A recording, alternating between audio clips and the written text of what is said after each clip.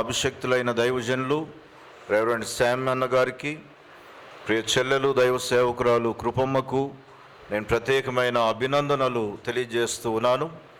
ఈ సంఘ పెద్దలైన ప్రియులు పెద్దవాళ్ళు ఉన్నారు, లైక్ ఇమాన్యుయల్ అంకుల్, బాబురావు గారు, ఇంకా పెద్దలు చాలామంది నాకు చాలా సంవత్సరాలుగా పెద్దలుగా వీరు పరిచయం.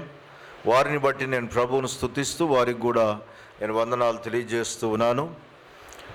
ఈ సంఘముతో ప్రభువారు నాకు ఇచ్చిన సహవాసము, మొదట ఒక సేవకుని సహవాసం, సంఘముతో సేవకునిగా నాకు సహవాసం, తర్వాత ఒక తల్లితో కుమారుని సహవాసం, మరియు ఒక స్పిరిచువల్ బ్లడ్ రిలేషన్షిప్ ఈ సంఘముతో దేవుడు నాకు ఇచ్చాడు. కనుక అందును బట్టి నేను ప్రభువారిని ఎంతగానో స్తుతిస్తూ ఉంటాను. ఒక నెలలో 25 రోజులు నేను ప్రయాణం చేస్తాను సుమారుగా. ప్రతి దినం దేవుని యొక్క వాక్యాన్ని బోధిస్తూ ఉంటాను. ఎన్నో సంఘాలు, ఎన్నో వేల కిలోమీటర్లు ప్రయాణం చేస్తాను. కానీ ఈ సంఘానికి వచ్చినప్పుడు ఆత్మీయుల యొద్దకు, స్వంత వాండ్ల యొద్దకు వచ్చిన అనుభూతి నేను కలిగి ఉంటానని చెప్పడానికి ఎంతగానో నేను సంతోషిస్తూ ఉన్నాను. చాలామంది సుపరిచితులు నాకు, కొంతమంది కొత్త వాళ్ళు కూడా ఉన్నారు. ఏది ఏమైనప్పటికీ ప్రభువులో we are all spiritual blood relatives. Yesu రక్తంలో కడుగబడిన వాళ్ళముగా మనమంతా ఆధ్యాత్మిక రక్త సంబంధీకులమై ఉన్నాం, క్రీస్తు రక్త సంబంధీకులమై ఉన్నాం. అందును బట్టి దేవునికి మహిమ కలుగును గాక. దేవుని యొక్క సంకల్పం అంతా భూమి మీద రక్షింపబడిన కుటుంబము ద్వారా దేవుడు నెరవేర్చే ప్రణాళిక కలిగి ఉన్నాడు అని చెప్పడంలో ఏమాత్రము సందేహం లేదు. ప్రియమైన దేవుని వారలారా, ఈ సాయంకాల సమయం కొంత కాలాతీతమైనప్పటికీ దేవుని యొక్క చిత్తపు సందేశాన్ని నేను వీలైనంత మట్టుకు క్లుప్తంగా విశదీకరిస్తానని మాట ఇస్తూ ఉన్నాను. మరి ఒకసారి నన్ను ఆహ్వానించిన ప్రియులైన వారందరికీ కూడా నేను శుభములు తెలుపుతూ ఉన్నాను. నా కుటుంబ పక్షంగా, వ్యక్తిగతంగా, విశ్వవాణి ఫ్యామిలీ అంతటి పక్షంగా నేను మీకు వందనాలు తెలియజేస్తూ ఉన్నాను. ప్రార్థన చేసుకుందాం. తలలు వంచి కళ్ళు మూసుకొని ప్రభు సన్నిధిలో ప్రభు సహాయాన్ని మనం కోరుదాం. మహాగణుడవైన ప్రేమ కలిగిన తండ్రి, కుటుంబ వ్యవస్థాపకుడవైన దేవా, నీకు వందనాలు, స్తుతులు, స్తోత్రాలు నాయన. యేసు క్రీస్తు వారి శ్రేష్టమైన నామంలో మీ దివ్య సముఖమునకు వచ్చి స్తోత్రం చెల్లించి ప్రార్థన చేస్తూ ఉన్నాం. పరిశుద్ధ సమాజముగా ఈ రాత్రికాల సమయం నీ సన్నిధిలో ఈ రీతిగా సమకూడుటకు మీరు మాకిచ్చిన కృపను బట్టి మీకు స్తోత్రం చెల్లిస్తూ ఉన్నాం. ఈ సమయంలో నాయన మీ సందేశమును మేము వినాలని సుముఖముగా ఆశతో ఎదురు చూస్తూ ఉన్నాం. ఆశగల ప్రాణాన్ని తృప్తిపరిచి కోరికలు సిద్ధింపచేసే దేవుడవు నీవు. నీకు వందనాలు, స్తోత్రాలు. వాక్యం మీది, మాట్లాడువారు మీరు.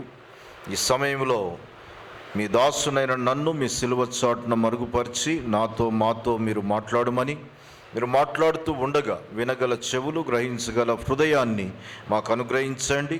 కుటుంబాలలో కలహములు ఉంటే వారిని సమాధానపరచండి నాయన. విభేదాలు ఉంటే ఐక్యతను, ఏకత్వాన్ని కుటుంబాల్లో తీసుకురండి నాయన.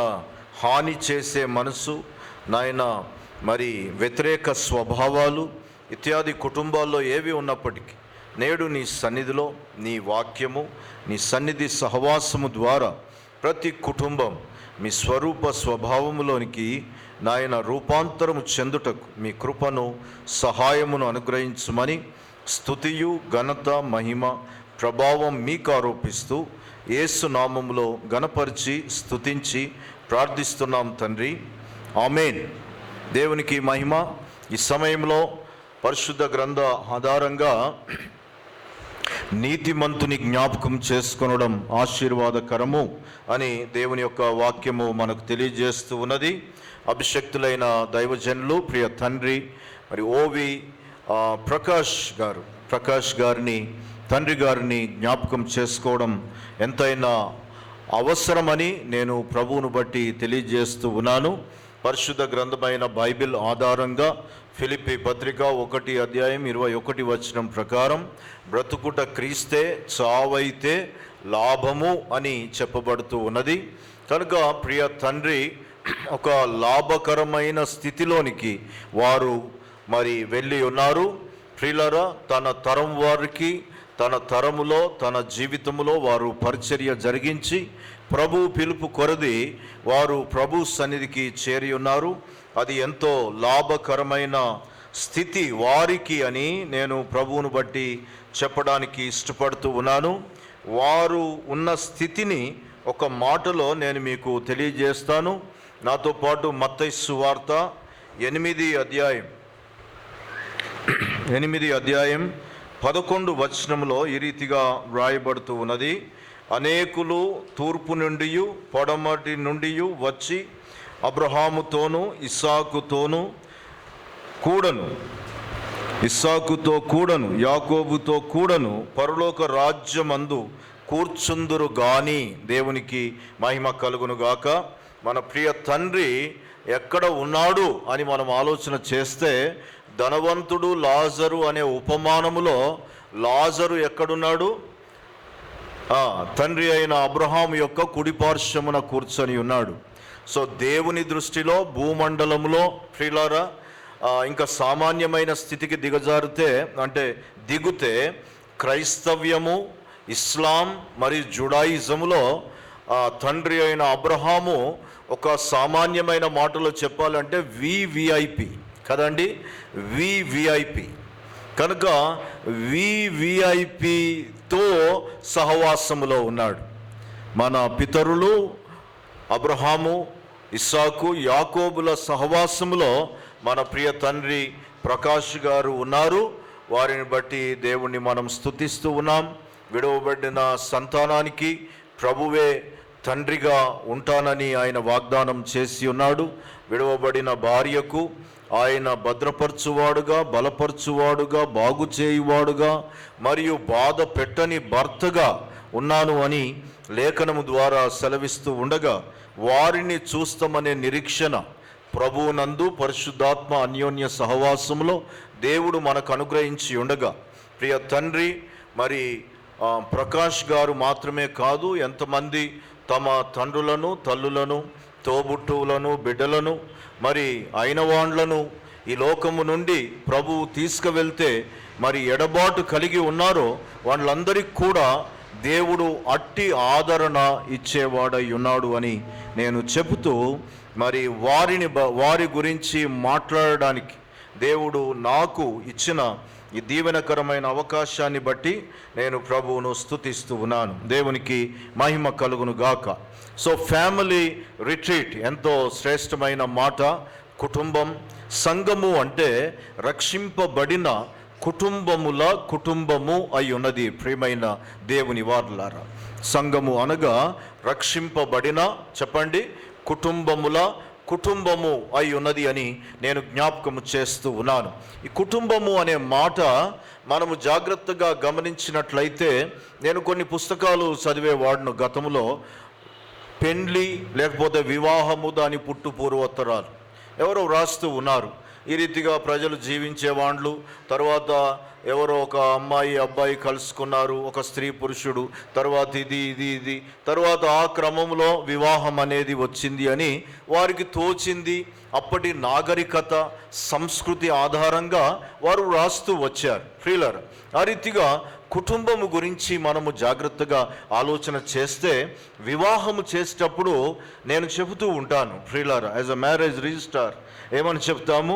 సాంఘిక స్థితికి స్థిరమైన పునాదిగా ఈ వివాహము లేక ఈ కుటుంబ వ్యవస్థ ఏర్పాటు చేయబడి ఉన్నది అని మనము చెప్తాం. కనుక కుటుంబం అనేది ఒక స్థిరమైన పునాదిగా, ప్రియులారా, సాంఘిక స్థితికి ఒక స్థిరమైన పునాది ఈ వివాహ వ్యవస్థ ఆర్ కుటుంబ వ్యవస్థ అని నేను ప్రభువును బట్టి జ్ఞాపకము చేస్తూ ఉన్నాను. కుటుంబం అనే పదము మనము ఒకవేళ ఎన్సైక్లోపీడియా లేకపోతే డిక్షనరీస్ దాంట్లో వెతికితే ఏముంటుందో నాకు అవసరం లేదు, కానీ పరిశుద్ధ గ్రంథ ఆధారంగా నేను చెప్పడానికి ఇష్టపడుతున్నాను. కుటుంబం అనేది భూ సంబంధమైన మాట కాదండి. నా మాట జాగ్రత్తగా అర్థం చేసుకోండి. కుటుంబం అనే పదము ఈ పేరు ఏదైతే ఉన్నదో ఇది భూ సంబంధమైనది కాదు. పరిశుద్ధ గ్రంథములో మనం చూద్దాం. నాతో పాటు మీరు అపోస్తలుడైన పౌలు గారు ఎఫెసీ సంఘానికి వ్రాస్తూ ఉండగా, దయచేసి నాతో పాటు ఎఫెసీ పత్రిక 3 అధ్యాయం చూడండి. 3 అధ్యాయము 14 వచనం. ఈ హేతువు చేత పరలోకమందును భూమి మీదను ఉన్న ప్రతి కుటుంబం ఏ తండ్రిని బట్టి కుటుంబం అని పిలువబడుచున్నదో అని అంటూ ఉన్నాడు. ప్రియులారా, చూసారా మీరు? కుటుంబం అనేది ప్రప్రథమముగా ఎక్కడ ఉచ్చరించబడుతుంది, ఎక్కడ అడ్రస్ చేయబడుతుంది అంటే పరలోకమందు కుటుంబం ఉన్నది, భూమి మీద కూడా కుటుంబం ఉన్నది. ఒక మాటలో చెప్పాలి అంటే భూమి మీద దేవుడు చేసిన ఈ గొప్ప ప్రణాళిక, కుటుంబం అనే ప్రణాళిక ఏదైతే ఉందో ఇది ఆల్రెడీ పరలోకములో ఉన్న దాని యొక్క నమూనా మరియు ఏమంటాం దాని యొక్క మరి ఛాయ అని చెప్పడంలో ఏమాత్రము సందేహము లేదు. ప్రియులారా, మీరు గమనించారు కదా, భక్తుడు ఏమంటున్నాడు? పరలోకమందును ఉన్న కుటుంబము, భూమి మీద ఉన్న కుటుంబము అని చెప్తూ ఉన్నాడు. మొట్టమొదట ఈ కుటుంబం అనేది పరలోకములో ఉన్నది ప్రియమైన దేవుని వారలారా. అందుకే ఆయన తండ్రి అని పిలువబడ్డాడు. మనం జాగ్రత్తగా గమనించాలి. తండ్రి అంటే కుటుంబం. మళ్ళీ అన్నెసెసరీగా భార్య ఎవరు అనే ఒక ఏమంటారు వితండ ప్రశ్నలు మనకు అవసరం లేదు. కానీ పరలోకము ఆ సమూహం అంతటికి సృష్టికర్త అయిన దేవుడే తండ్రి అయి ఉన్నాడు అని మనము తెలియచేయబడుతూ ఉన్నాం. అనగా తండ్రి యొక్క అజమాయిషిలో, తండ్రి యొక్క మరి ఏమంటాం ప్రేమలో, తండ్రి యొక్క మరి బాధ్యతలో అక్కడ ఉన్న వాళ్ళందరూ కూడా తండ్రి చిత్తాన్ని నెరవేర్చే ఐక్యత, ఏకత్వము కలిగిన వాండ్లు అని మనము జ్ఞాపకం చేయబడతాం. కుటుంబం అనేది ఎప్పుడు కూడా ఐక్యతతో కూడిన ఏకత్వము కలిగినది. ప్రియులారా, ఐక్యత ఈజ్ డిఫరెంట్, ఏకత్వం ఈజ్ డిఫరెంట్. యూనిఫామిటీ మనం తీసుకురాగలము, కానీ యూనిటీ అనేది తీసుకురాలేం మనం. యూనిఫామిటీ అందరూ వైట్ షర్ట్ వేసుకోవాలి అని ఒక రూల్ పెడితే అందరూ వైట్ షర్ట్, స్కూలో లేకపోతే ఏదైనా ఒక ఉద్యోగం. కానీ యూనిటీ అనేది, ఆ యూనిటీలో వన్నెస్ అనేది ప్రియమైన దేవుని వారలారా పరలోకములో మనము చూస్తూ ఉన్నాం. ప్రియులారా, దీనికి ఒక మంచి సాదృశ్యం ఏమిటి అంటే తండ్రి యొక్క చిత్తాన్ని కుమారుడైన యేసు ప్రభువు వారు తూచా తప్పకుండా నెరవేర్చిన క్రమము ఆ ఐక్యతతో కూడిన ఏకత్వాన్ని తెలియజేస్తూ ఉన్నది. ప్రభువు వారు కూడా భూమండలం మీద ఉన్నప్పుడు వారు ఏమని అంటున్నారు? నేను మీలో, మీరు నాలో ఉన్నారని, మనము ఏకమై ఉన్నామని వీరు తెలుసుకొనులాగున అని ఆయన తెలియచేయడం, ఆయన దేవునితో, తండ్రి అయిన దేవునితో మాట్లాడడం మనం చూస్తామండి. శిష్యులైన వాళ్ళు కూడా ప్రార్థన నేర్పమన్నప్పుడు పరలోకమందున్న గొప్ప దేవ, సృష్టికర్తమైన దేవ అని నేర్పించలేదు, కానీ పరలోకమందున్న మా తండ్రి అని నేర్పించడము గమనార్హమని నేను ఈ సాయంకాల సమయం మరి మీ దృష్టికి నేను తీసుకొస్తూ ఉన్నాను. కనుక ప్రభువునందు పరిశుద్ధులైన ప్రియులారా, మనము కుటుంబముగా ఈ భూమి మీద నివసిస్తున్నాము అంటే పరలోకము యొక్క నమూనా మరియు పరలోకం యొక్క ప్రతినిధులము అని ప్రభువును బట్టి నేను జ్ఞాపకం చేస్తూ ఉన్నాను. పరలోకము ఎలా ఉంటుంది అని ఎవరైనా ఒక అజ్నబీ ఒక తెలియని వాడు, ఒక గుర్తు లేని వ్యక్తి కనుక పరలోకం ఎలా ఉంటుంది అని అడిగితే వారికి జవాబు ఒక క్రైస్తవ లేక రక్షింపబడిన కుటుంబము ద్వారా తెలియచేయబడుతుంది అని, తెలియచేయబడాలి అని ప్రభువును బట్టి నేను జ్ఞాపకము చేస్తూ ఉన్నాను. ప్రియులారా, పరిశుద్ధ గ్రంథంలో ఇంతకుముందు అన్నగారు కూడా, శామన్న గారు కూడా వారి యొక్క ప్రార్థనలో స్తుతి ఆరాధన ప్రార్థన లేక ఆ స్తుతి ఆరాధన ముగింపులో వారు ప్రార్థనలో ఒక మాట అన్నారు. యెహోషువ గ్రంథము నుండి ఆ మాట మనమంతా ఎరుగుదుమండి. నాతో పాటు దయచేసి యెహోషువ గ్రంథము 24 అధ్యాయం 15 వచనంలో క్రింది భాగాన్ని మనం చూసినట్లయితే, భక్తుడైన మరి మిలిటరీ జనరల్ అయిన ఆయన పేరు యెహోషువ. ఆయన ఈ మాట ఈ రీతిగా చెప్తూ ఉన్నాడు. దయచేసి నాతో పాటు చూడండి. క్రింది 2 లైన్లు మనం చూద్దామండి. క్రింది 2 లైన్లు మనం చూద్దాం. నేనును నా ఇంటి వారును యెహోవాను సేవించెదము అనెను. దేవునికి మహిమ కలుగును గాక. ప్రియులారా, చాలా ప్రాముఖ్యమైన మాట. నేనును నా ఇంటి వారును యెహోవాను సేవించెదము. ఈ యెహోవాను సేవించడము అనే మాట నేను యెహోవాను సేవిస్తాను అని అనడము లేదు. ఇశ్రాయేలు ప్రజలను దైవజనుడైన మోషే తరువాత మరి నడిపిస్తూ ఉన్న ఆ నాయకుడైన యెహోషువ గారు ఈ మాట చెబుతూ ఉన్నారండి. ఆయన చెబుతూ ఉన్నప్పుడు ఎంత కాన్ఫిడెంట్గా ఆయన మాట్లాడుతూ ఉన్నాడు మనం చూడగలుగుతాం. అక్కడ విశేషమైన ఇశ్రాయేలు జనాంగం ఉన్నది. వారందరితోని ఒక సవాలుగా ఆయన మాట్లాడుతూ ఉన్నాడు. నేను నా ఇంటి వాళ్ళందరూ యెహోవాను మేము సేవిస్తాము అని చెబుతూ ఉన్నాడు. ఇక్కడ మనం జాగ్రత్తగా యెహోషువ కుటుంబాన్ని మనము యెహోషువ కుటుంబం గురించి ధ్యానం చేసినట్లయితే, యెహోషువ తన కుటుంబము యొక్క పూర్తి అవగాహన కలిగిన వాడై ఉన్నాడు. అందరి యొక్క హృదయాలు ఎరిగిన వాడై ఉన్నాడు. అందరిని దేవునిలో నడిపిస్తూ ఉన్నవాడై ఉన్నాడు. ప్రియులారా, ఈ రీతిగా ఇంకా అనేక విషయాలు మనం చెప్పుకొనవచ్చు. అందరి మీద, కుటుంబం అంతటి మీద పట్టు కలిగిన వాడై ఉన్నాడు. ప్రియమైన దేవుని వారలారా, ఆ రీతిగా మన పితరుడైన యోబును మనం ఆలోచన చేసినట్లయితే, యోబు జీవితం కూడా ప్రియులారా తన సంతానం అంతటి మీద ఆయన పట్టు కలిగి ఉన్నాడు. పిచ్చివాండ్లైన చాలా మంది సేవకులు యోబు భార్యను ఒక నెగిటివ్ రోల్గా చెప్పడంలో పిహెచ్డీలు చదివారండి. నౌఎడేస్ నేను చాలా మందిని చూస్తూ ఉంటాను. స్త్రీలైన దైవ సేవకురాండ్లు కూడా ఆవిడను చాలా అమర్యాదగా మాట్లాడడం నేను చూశాను. అయితే నేను ఒక దేవుని సేవకునిగా నా లిమిట్లో పరిశుద్ధాత్ముడు నన్ను నడిపించిన క్రమములో నేను చెప్పగలుగుతాను. 10 మంది పిల్లల గురించి ఒక శ్రేష్టమైన సాక్ష్యము ఇవ్వబడ్డది ప్రియులారా పరిశుద్ధ గ్రంథములో, వారి పిల్లల గురించి. ప్రియులారా, అంత శ్రేష్టమైన రీతిలో యోబు పిల్లలు పెరిగారు అంటే మీకు తెలుసా, యోబు కుమారులు ఒక ఫంక్షన్ ఏదైనా జరిగిస్తుంటే వారి అక్కజెల్లెళ్ళందరినీ పిలుచుకునేవాళ్ళు. వారి అక్కజెల్లెళ్ళు అన్నదమ్ములు కలిసి ఉండేవారు. నేను అప్పుడప్పుడు అడుగుతాను, నీ అన్నతో నువ్వు మాట్లాడక ఎంతకాలం అయింది? నీ చెల్లెలు ఇంటికి నువ్వు వెళ్ళక ఎంతకాలం అయింది? ఎంతకాలం నుంచి మనస్పర్ధలు, ద్వేషముతో నీవు జీవిస్తూ ఉన్నావు. కానీ యోబు ఇంటిలో మీరు చూడండి, ఎంత మంచి ఐకమత్యం అన్నదమ్ములు, అక్క చెల్లెళ్ళ మధ్యలో. నేనేం జ్ఞాపకం చేస్తున్నాను అంటే, ఒక ఆగర్భ శ్రీమంతుడైన బిజినెస్ మ్యాగ్నెట్ యోబు అంటే. ఏమండి, కనుక అంతటి బిజీ బిజినెస్ మ్యాగ్నెట్ పిల్లలను ఏబిసిడీలు చదివించే అంత టైం అతనికి ఉండదు. అంత క్రమములో, నియమములో వారు పెరిగారు అంటే దాని వెనుక ఒక స్త్రీ లేదంటారా? ఆ తల్లి లేదంటారా? ప్రియమైన దేవుని వారలారా, ఆ తల్లి లేదంటారా? మీరు చూడండి, ఒక పిల్లవాడు ఉన్నాడు.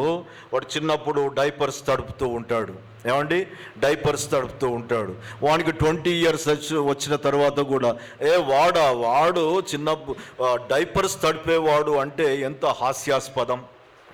వన్స్ అపాన్ ఏ టైం ఆ ఒక్క విషయంలో వాడు చిన్నపిల్లవాడు అప్పుడు, కనుక ఆ ఒక్క విషయంలో వాడు ఆ బలహీనుడు. కానీ టోటల్ వాడు బలహీనుడు కాదు. ప్రియులారా, మీకు నేను జ్ఞాపకం చేస్తాను, యోబు ఇంటిలో మనం చూసినప్పుడు భార్యాభర్తల యొక్క సమ్మిళిత సహవాస సంబంధం ఆ కుటుంబాన్ని ఉన్నతముగా నిలబెట్టింది అని నేను సాక్ష్యం ఇస్తాను. ఆమె ఒక మాట అన్నది, ఒక మెర్సీ కిల్లింగ్ పిటిషన్ లాగా. ఏంటంటే, భర్త తట్టుకోలేకపోతున్నాడు ఈ బాధ. ఆ దినాల్లో ఒక ఫార్ములా ఉంది, దేవుని దూషిస్తే వాడు ఏమవుతాడు? చచ్చిపోతాడు. అది మనకు చెప్పబడుతుంది. దేవుని దూషించి చావు ఇంకేంటి అన్నది. ఆ బలహీనమైన ఒక్క మాటకే ఆమెను ఒక సైతానుగానో ఏదో చూపెడితే వెరీ సాడ్ అంటాను నేను. అట్లా కాదు అంటాను ప్రియమైన వార్లారా.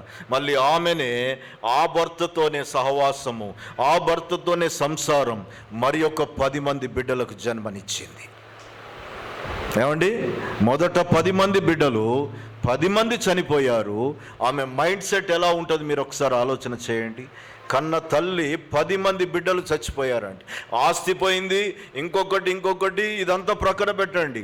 తాను కన్న 10 మంది బిడ్డలు తన ముందు చనిపోతే ఆ తల్లి మానసిక స్థితి ఎలా ఉంటుంది చెప్పండి.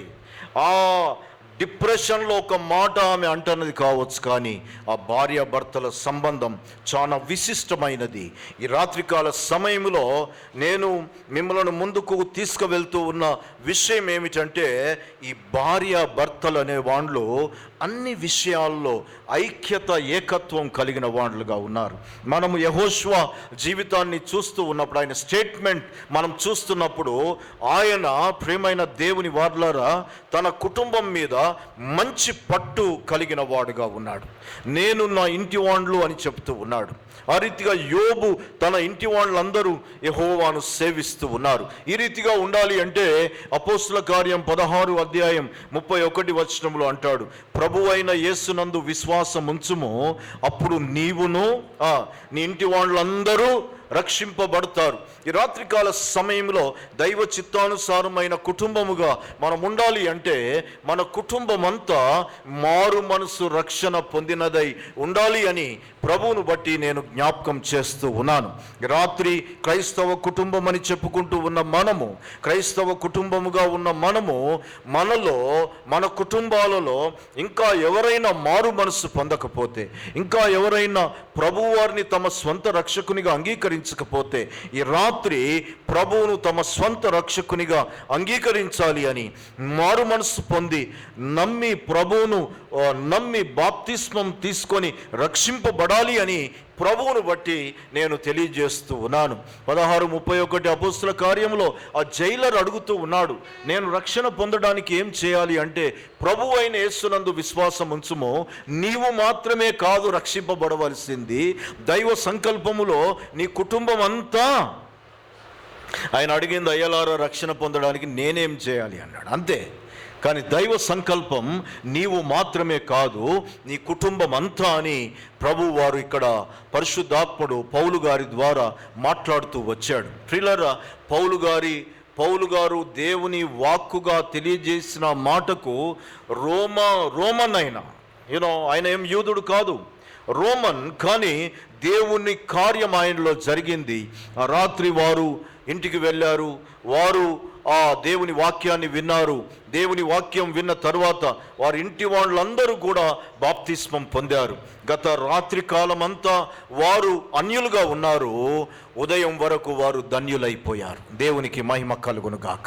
ఈ రాత్రికాల సమయంలో మానవుని యొక్క లెక్కలన్నీ ఉదయం నుండి సాయంకాలం వైపు ప్రయాణం చేస్తున్నాయి, వెలుగు నుండి చీకటి వైపు ప్రయాణం చేస్తూ ఉన్నాయి, పుట్టుక నుండి చావు వైపు ప్రయాణం చేస్తూ ఉన్నాయి, యవనము నుండి వృద్ధాప్యం వైపు ప్రయాణం చేస్తూ ఉన్నాయి. కానీ దేవుని యొక్క లెక్కలన్నీ అస్తమయములో నుండి ఉదయంలోనికి ప్రయాణం చేస్తూ ఉన్నాయి, చీకటిలో నుండి ఆశ్చర్యకరమైన తన వెలుగులోనికి ప్రయాణం చేస్తూ ఉన్నాయి. ఎఫెసీ పత్రిక 2:1 ప్రకారం చావులో నుండి ఆ పుట్టుకలోనికి లేక జీవములోనికి ప్రయాణం చేస్తూ ఉన్నాయి. అనగా ఏమంటారు, పాపం చేత అపరాధం చేత చచ్చిన వాండ్లు, కానీ ఇప్పుడు క్రీస్తులో బ్రతికిన వాండ్లు అంటారు. అనగా మరణము నుండి జీవము వైపు ప్రయాణం చేస్తూ ఉన్నాయి. ఈ రాత్రికాల సమయం కుటుంబాలుగా సమకూడిన మనము ఈ గొప్ప సత్యాన్ని జ్ఞాపకం చేసుకోవాలి.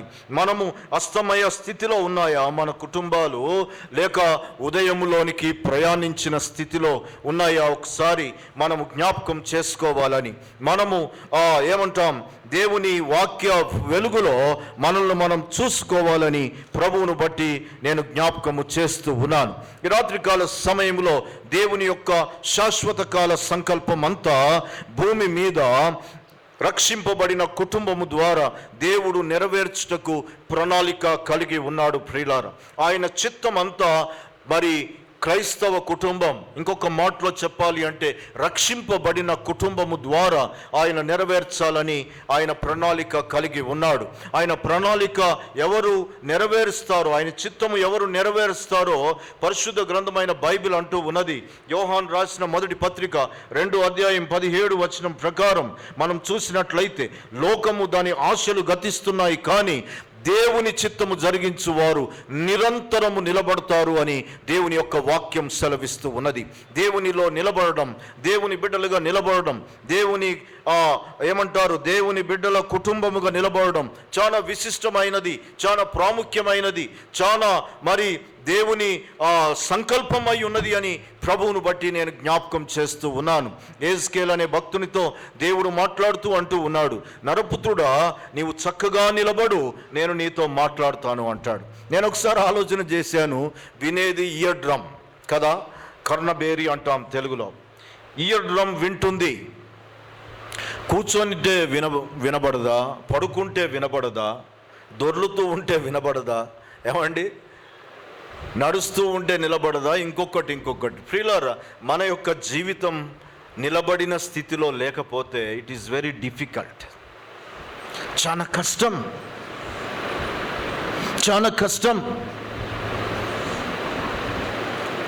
చాలాసార్లు మనం అనుకుంటూ ఉంటాం, ఎలా ఉంటే ఏంటిలే, క్రైస్తవులమే కదా, చర్చికి వెళ్తున్నాం కదా, ఇంకొకటి.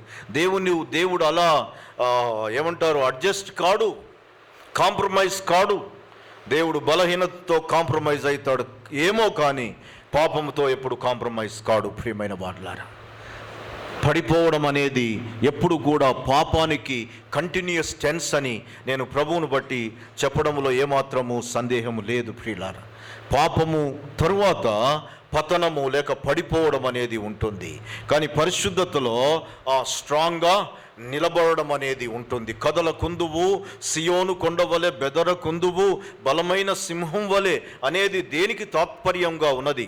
ప్రభువులో స్థిరముగా నిలబడడానికి సాదృశ్యముగా ఉన్నది. మొదటి కీర్తనలో మనం ఎరుగుదుము, అతడు నీటి కాలువల యోరను నాటబడినదై ఆకు వాడక తన కాలమందు ఫలమిచ్చు చెట్టు వలె ఉండును అని వ్రాయబడిన ఈ లేఖనం యొక్క మరి సరి అయిన తాత్పర్యం ప్రభువులో స్థిరముగా నిలబడిన అనుభవం అని నేను ప్రభువును బట్టి తెలియజేస్తూ ఉన్నాను.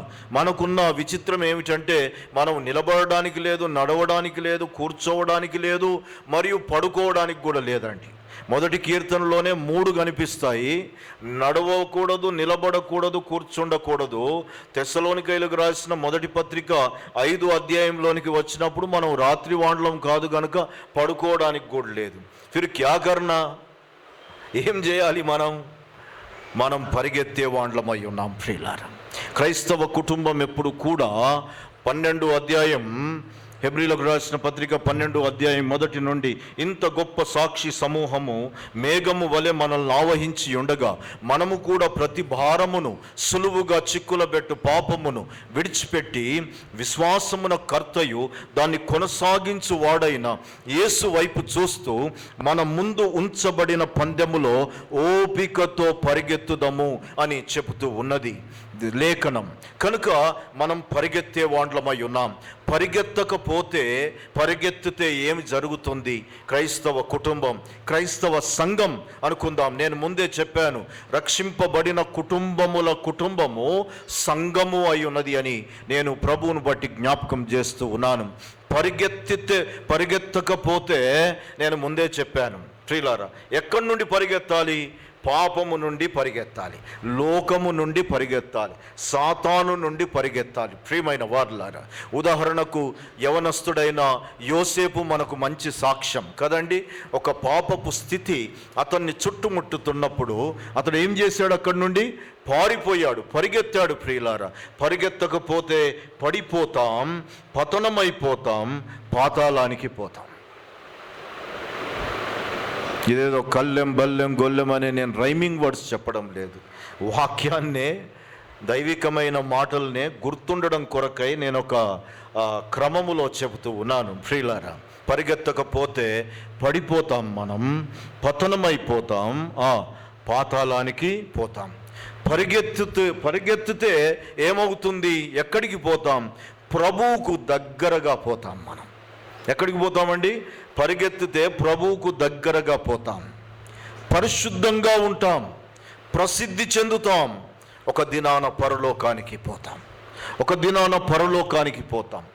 దేవుడు మన విషయంలో అల్టిమేట్ ప్రణాళిక ఈ లోకములో ఈ పరిశుద్ధత, ప్రభువుకు దగ్గరగా పరిశుద్ధత ప్రసిద్ధి చెంది పరలోకానికి వెళ్ళడమే ఆయన యొక్క శాశ్వత కాల ప్రణాళికలో మన విషయము ఆయన ప్రణాళిక అయి ఉన్నదని చెప్పడములో నేనేమాత్రము సందేహించడం లేదు. కనుక ఈ రాత్రికాల సమయం నేను ఒక కుటుంబాన్ని, వాస్తవంగా మనం ముగించుకునే సమయం నా చేతికి ఇచ్చారు టైం. ఓకే, నేను ముగిస్తాను. చిన్నపిల్లలు అందరూ ఉన్నారు నాతో పాటు. దయచేసి ఒక దైవికమైన కుటుంబాన్ని క్లుప్తంగా కొన్ని తలంపులతోని మీ ముందుకు తీసుకొచ్చి నేను ముగిస్తాను.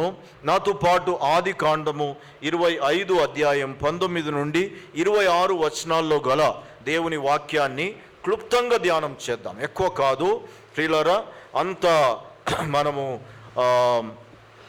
సమయం కూడా మనకు లేదండి. కనుక నేను క్లుప్తంగా చదువుతాను. ఇది అబ్రహాము కుమారుడైన ఇస్సాకు వంశావళి. 20వ వచనం. ఆయన రిబ్కాను పెళ్లి చేసుకున్నాడు. ప్రియులారా, రిబ్కాను పెళ్లి చేసుకున్నప్పుడు ఆయనకు 40 సంవత్సరాలు. 21వ వచనం. ఆయన భార్య గొడ్రాలుగా ఉన్నది కనుక ఆయన ప్రార్థన చేశాడు, ఆమె గర్భవతి అయింది. 22 వచనం. ఆమె కడుపులో సమస్య వచ్చింది, దాని కొరకై ఆమె దేవుని యొద్దకు వెళ్ళింది. 23 వచనం మనం గమనిస్తే ఆమె కడుపు సమస్య, అనారోగ్య సమస్యను ప్రక్కన పెట్టేశాడు దేవుడు. ఆయన మాట్లాడుతుంటే మనకు జ్వరం, దగ్గు, తుమ్ము ప్రాబ్లమ్స్ ఏమీ మనల్ని టెన్షన్ పెట్టవు. ఆయన మాట్లాడితే అన్నీ మర్చిపోతాం. ప్రేమైన దేవుని వార్లారా, 119 కీర్తన 50 వచనం. నీ వాక్యము నన్ను బ్రతికించి ఉన్నది, నా బాధలో ఇదే నాకు నెమ్మది కలుగజేస్తుంది. ఇంకా నెమ్మది వచ్చిన తర్వాత బాధ ఎక్కడదండి? బాధ ఎప్పుడో బాపిపోతుంది. కనుక ఇక్కడ మనం చూస్తే 23 వచనంలో ప్రియులారా, ఆమెకు దేవుడు ఒక ఏమంటాం, సామాన్యమైన మన తెలుగు భాషలో బ్రహ్మ రహస్యాన్ని చెప్పాడండి. ఏమండి? బ్రహ్మ రహస్యాన్ని చెప్పాడు. బ్రహ్మ రహస్యాన్ని దేవుడు చెప్పాడు. ఈ రీతిగా ప్రియులారా మనం కొనసాగుతూ వచ్చినప్పుడు ఆమె 2 పిల్లలను కన్నది. వారిని కన్నప్పుడు ఆయన వయస్సు 26 వచనం క్రింది భాగములో 60 సంవత్సరాలు వచ్చిందండి. ఎన్ని సంవత్సరాలు? 60 సంవత్సరాలు. 40 సంవత్సరాలప్పుడు వివాహమైంది, 60 సంవత్సరాలకు పిల్లలు పుట్టారు. అంటే 59 సంవత్సరాలు ఆయనకున్నప్పుడు ఆమె గర్భము దాల్చింది. 9 months 10 months కూడా కావచ్చు, ట్విన్స్ గనుక మెట్టుకు ఆమె జన్మ ఇచ్చేసింది. దేవునికి మహిమ కలుగును గాక. ఇది సారాంశం. మీరు జాగ్రత్తగా ఇప్పుడు నా తలంపులను, దేవుడిచ్చిన తలంపులను మీరు నోట్ చేసుకోండి, మీ మైండ్లో కూడా రికార్డ్ చేసుకోండి. మనకు తెలుసు ఇస్సాకు అనే పరిస్థితి, పేరు యొక్క తాత్పర్యం ఏంటంటే నవ్వు అని అర్థం అండి. ఇస్సాకు అంటే నవ్వు అని అర్థం. తన తల్లిదండ్రులకు నవ్వు లేదు, వారు చాలా దుఃఖములో ఉన్నారు. వారి తల్లి 18వ అధ్యాయం ఆది కాండములో ఒక వైరాగ్యపు నవ్వు నవ్విందండి. వైరాగ్యపు నవ్వు నవ్వింది. ఎందుకంటే ఏమంటారు, మెడికల్ సైన్స్లో ఇంకా వారు నవ్వడానికి ఏ పాసిబిలిటీ లేదండి. ఆమె ఏదో సొంత ప్రయత్నం చేసింది. ఇశ్రాయేలు అనగా ఇస్సాకు బదులు ఇష్మాయేలు పుట్టాడు. ఆ నవ్వు దుఃఖంగా మారింది, మనకు తెలుసు. అవమానంగా ఆమెకు మారింది. ఏది ఏమైనప్పటికీ వీరికి వాగ్దానం ఉన్నది ప్రియులారా. వాగ్దానం చేసిన వాడు నమ్మదగిన వాడై ఉన్నాడు. ఆకాశం భూమి గతిస్తుంది, కానీ దేవుని మాటలో సున్నా అయినను పొల్లు అయినను తప్పదు. ఏది ఏమైనప్పటికీ శారా ఒక వైరాగ్యపు నవ్వు నవ్వింది. ఆ నవ్వును ప్రియమైన వారులారా దేవుడు ఆమె జీవితంలో హృదయాంతరంగముల్లో నుండి మనస్ఫూర్తిగా నవ్వే నవ్వుగా మార్చాడు. నేను జ్ఞాపకం చేస్తూ ఉన్నాను. ఎందుకంటే ఈ నవ్వు ఎప్పుడు వస్తుందంటే విడుదల పొందినప్పుడే వస్తుంది. ఈ సంతోషం ఎప్పుడు ఉంటుందంటే విడుదల పొందినప్పుడే వస్తుంది. 126 కీర్తన 1వ వచనంలో ప్రియులారా, క్రీస్తు పూర్వం 555, 444, 555 ఈ మధ్యలో మనం చూసినప్పుడు ఎజ్రా నాయకత్వంలో ప్రియులారా సుమారు 10 లక్షల మంది బబులోన్ నుండి బయలుదేరి వారు యెరూషలేముకు వస్తూ ఉన్నప్పుడు 50 మంది చేరుకున్నారు. 50,000 మంది చేరుకున్నారు. ఆ సమయంలో 126 కీర్తనలో వారి యొక్క ఆనందాన్ని మనం చూస్తాం. యెరూషలేముకు 126:1 యెరూషలేముకు తిరిగి వచ్చిన వారిని యెహోవా చెరలో నుండి రప్పించినప్పుడు మనము కల కనిన వారి వలె ఉంటిమి, మన నోటి నిండా నవ్వు ఉండెను, మన నాలుక ఆనంద గానము చేయుచుండెను. అప్పుడు యెహోవా వీరి కొరకు గొప్ప కార్యములు చేసెనని అన్యజనులు చెప్పుకొనిరి. యెహోవా మన కొరకు గొప్ప కార్యములు చేసి ఉన్నాడు, మనము సంతోషభరితులమైతిమి. ప్రియులారా, ఇక్కడ నేను నవ్వు అనే మాటను జ్ఞాపకం చేస్తూ ఉన్నాను. ఒక వ్యక్తి జీవితంలో నవ్వును దేవుడు కోరుకుంటూ ఉన్నాడు. నవ్వుల పాలవ్వడం దేవుని యొక్క ప్రణాళిక కాదు. కానీ కొంతమంది ఈ భూమి మీద ఉన్నారు, ఇక్కడ కూడా ఉన్నవాళ్ళు ఉన్నారు అని నేను అనుకుంటాను. మీదికి నవ్వినట్లు నటిస్తూ ఉన్నారు, నవ్వినట్లు గుంబనంగా కనిపిస్తూ ఉన్నారు, కానీ వారి హృదయం అంతా దుఃఖమే. వారి ఒంటరి టైంలో వారు ఏడుస్తూనే ఉన్నారు. ప్రియులారా, వారు కన్నీటి చేత వారి పడక తేలియాడే దుర్భర పరిస్థితులు వారికి ఉన్నాయి, కానీ సమాజం కొరకు వారు నవ్వుతూ ఉన్నారు.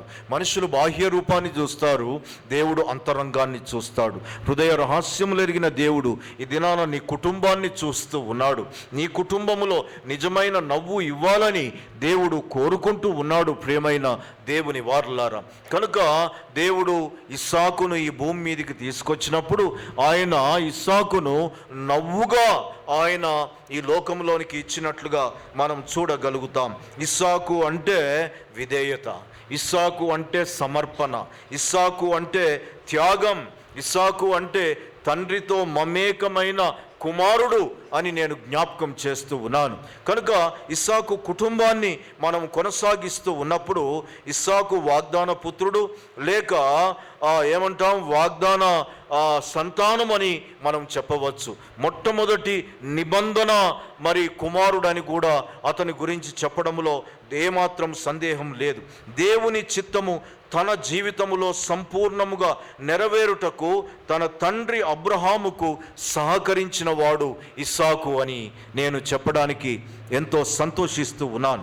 తన తండ్రి దేవుని ఆజ్ఞను నెరవేర్చుటకై అనగా బలి అర్పించుటకై పూర్తిగా సహకరించిన విధేయుడైన కుమారుడు ఇస్సాకు అని 22:12 ఆదికాండములో మనం చూడగలుగుతాం. విశ్వాసము విధేయతనిస్తుంది, విధేయత విజయాన్నిస్తుంది. అవిశ్వాసము అవిధేయతనిస్తుంది, అవిధేయత అపజయాన్ని, అవమానాన్ని, అదో పాతాళాన్ని ఇస్తుంది అని ఈ రాత్రి నేను జ్ఞాపకం చేస్తూ ఉన్నాను. ప్రియులారా, ఇక్కడ జాగ్రత్తగా గమనించినట్లయితే ఇస్సాకు యొక్క వ్యక్తిగత జీవితంలో టూకీగా ఈ 2-3 మాటలు నేను జ్ఞాపకం చేస్తూ ఉన్నాను. ఇస్సాకు జీవితంలో ఇంకా మనం చూడగలిగింది ఏమిటంటే ఇస్సాకు దేవునితో మంచి సత్సంబంధం కలిగిన వాడై ఉన్నాడు. ఇస్సాకు ధ్యానము చేసే గుణం కలిగిన వాడై ఉన్నాడు అని ప్రభువును బట్టి జ్ఞాపకం చేస్తూ ఉన్నాను. 24 ఆదికాండం 63 మనం చూస్తూ ఉన్నాం. ధ్యానము అనేది మనకు కీర్తనకారుడు మొదటి కీర్తనలోనే మనకు చెప్తూ ఉన్నాడు. దివారాత్రములు ధ్యానించే గుణాన్ని అక్కడ జ్ఞాపకం చేస్తూ ఉన్నాడు. అంత మాత్రమే కాకుండా ఇస్సాకు జీవితాన్ని మనం చూస్తూ ఉన్నప్పుడు తన వివాహం విషయంలో దేవుని క్రమమునకు విధేయుడై తన తండ్రికి సహకరించిన వాడుగా ఆయన ఉన్నట్లుగా మనం చూస్తున్నాం. యవన బిడ్డలైన వాళ్ళు ఉన్నారు. దయచేసి మన విరోధి అయిన సాతానుడు ఎవరిని మింగుదునా అని గర్జించు సింహం వలె అతడు తిరుగుతూ కేవలం యేసు రక్తములో కడుగబడిన వాళ్ళ కోసం మాత్రమే వెతుకుతూ ఉన్నాడు. ఆ మాత్రమే వెతుకుతున్న వాళ్ళలో నీవు కూడా ఉన్నావు ఒక యవన బిడ్డగా. కనుక జాగ్రత్త.